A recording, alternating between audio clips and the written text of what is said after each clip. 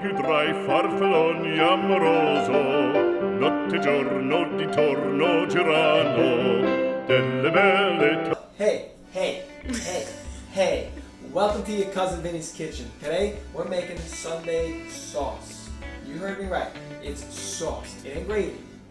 Gravy is brown, sauce is red. We start with San Marzano tomatoes. That's what you use. You don't use any other type of tomato. I don't care what anybody else tells you. San Marzano tomatoes have a thicker tomato wall. They're less acidic.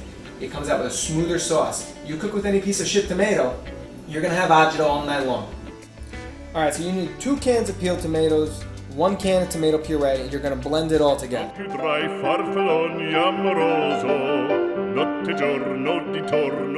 8 cloves of garlic, 6 basil leaves, 2 tablespoons of tomato paste, hot and sweet Italian sausage, pork neck bones, optional, and your homemade meatballs. When you slice your garlic, you gotta cut it so thin that you can't even see them. You wanna slice them. You don't wanna dice them, you don't wanna mince them, you wanna slice them. Used a razor and he used to slice it so thin that it used to liquefy in the pan with just a little oil. Slice them. You want every single piece of garlic to be the same size. Doesn't seem important, but if you got halfway cooked garlic and half overcooked garlic, your sauce is gonna taste like shit. I've cut pieces of garlic so thin, I don't even see them. Can it cut that thin? Oh, I've cut slices so thin, I couldn't even see them. How'd you know you cut it?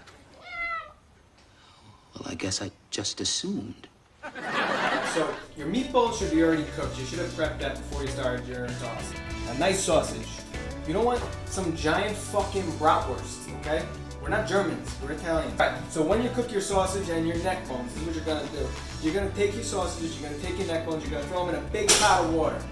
You're gonna bring them to a boil.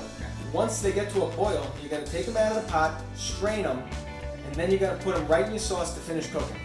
Next up, you're gonna start sauteing your garlic, okay? Now it's important when you saute garlic, you gotta keep an eye on it. You can't put it in the pot and leave the kitchen. You gotta watch it the whole time. So you're gonna take a little bit of olive oil, you're gonna pour it in the pot. So you wanna do about probably a tablespoon to a tablespoon and a half of olive oil.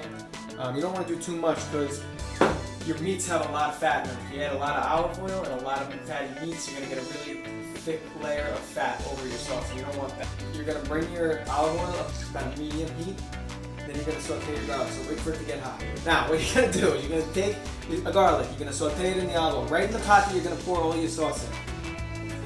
So you get it in there, and now you wanna take a wooden spoon and you wanna mix it around really good.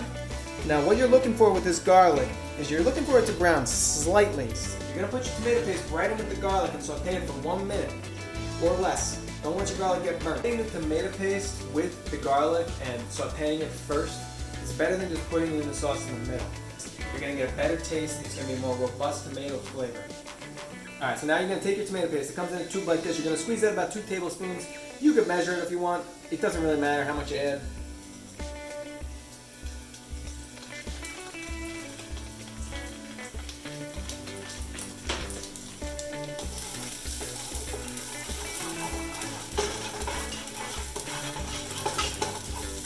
And then right when your garlic starts to get cooking, you got that tomato paste in there.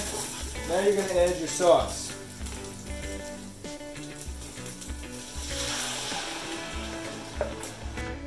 Alright, so once you put the tomato sauce in, now you're going to add your other things, like your basil, you're going to add your salt. You're going to throw 6 pieces of basil in, you're just going to stir them around, and you're going to add about a tablespoon of salt. So I just grab my fingers, put a little salt in. Now, here's the key. Don't add fucking sugar like some schmuck, okay? Don't add onions, don't add carrots, don't add celery, okay? No self-respecting Italian puts onions in the Sunday sauce. Before you cover your sauce, I like to bring it to a high simmer. You want to cook the tomatoes through.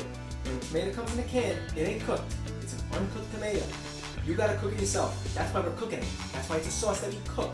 So, cook the tomato, bring it to a simmer. You wanna see bubbles. You gotta see bubbles.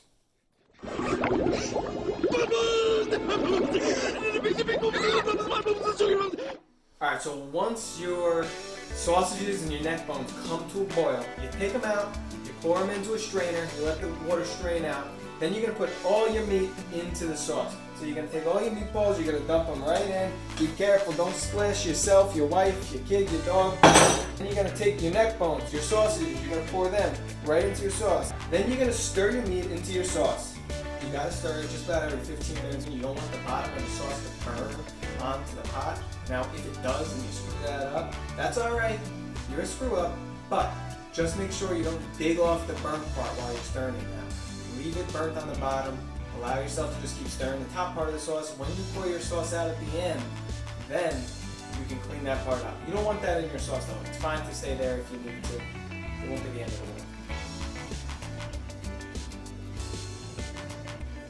You gotta stir it in about 15 minutes or so. After about 4 hours, 5 hours, that's usually when I like to take my sauce off. Turn the burner off, put it to the side. You could let it sit for at least an hour before you have to do anything about it. Now, cook a little pasta up, and there's your Sunday sauce. And there's your Sunday sauce. And there's your Sunday sauce. And there's your Sunday sauce. And there's your Sunday sauce. Tuatoncino d'amor, delle belle turbando il riposo, narcisetto tuatoncino d'amor.